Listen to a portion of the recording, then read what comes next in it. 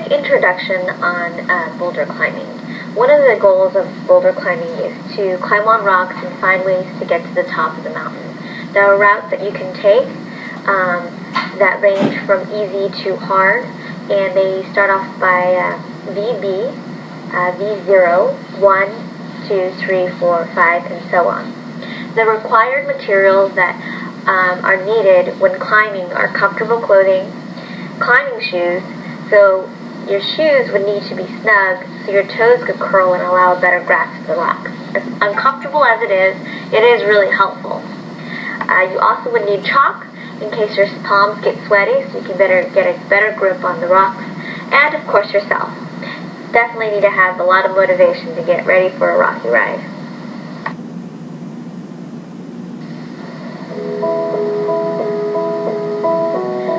Climbing started many years ago, but women were only at the scene to accompany men and to take notes of their adventures. The first record found was by a woman named Miss Parmenter climbing in the Alps around 1799. But it wasn't until the 1800s it became a popular sport. There weren't as many women participating in the activity in the past, but the sport has grown to be a popular sport for women, as they now compete. It is historically recent that women were allowed to climb. I would have to say that there's a lot of catching up to do when it comes to putting on routes by women.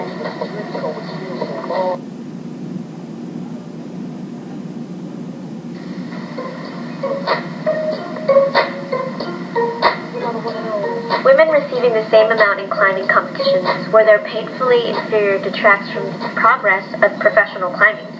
This is an article online, and I wanted to say that I disagree with this particular statement because it is only fair for someone who has worked as hard as anyone else to be rewarded the same. Just because a man has been in the game longer doesn't mean that he should be paid more. I believe that it is the amount of hard work you put into the profession that leads to the reward. In fact, the equal reward, it will probably attract more women to participate. I would have to say, if he can do it, so can I.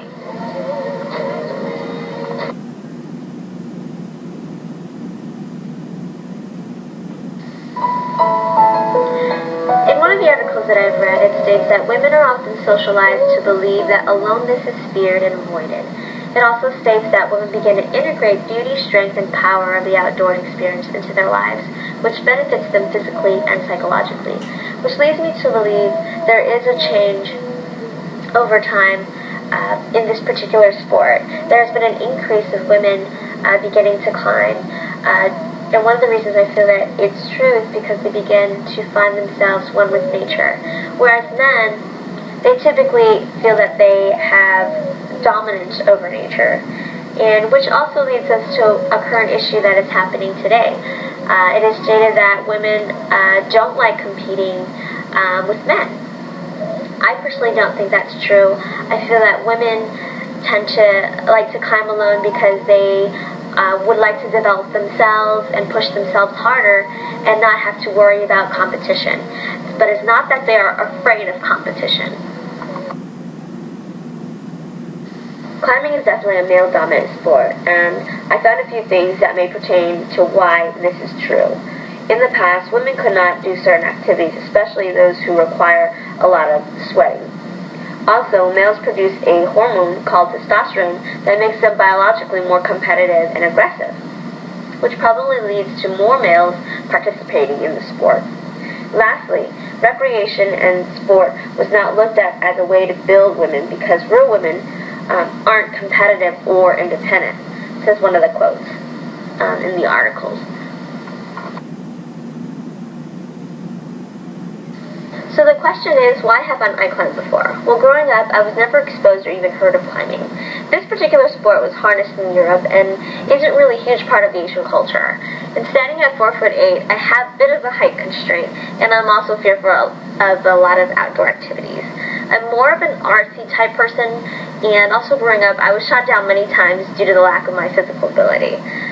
But one thing boulder climbing does have is there is no restriction for height, but it does help when you are a little bit taller because you can reach the next boulder.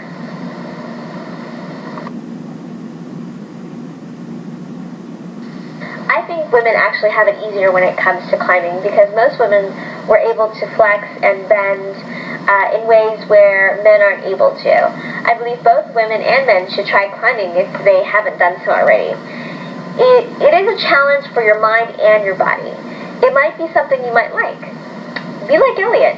Try it and you might find your new skills. This activity was very challenging for me, and it's challenged me to test my physical and psychological abilities.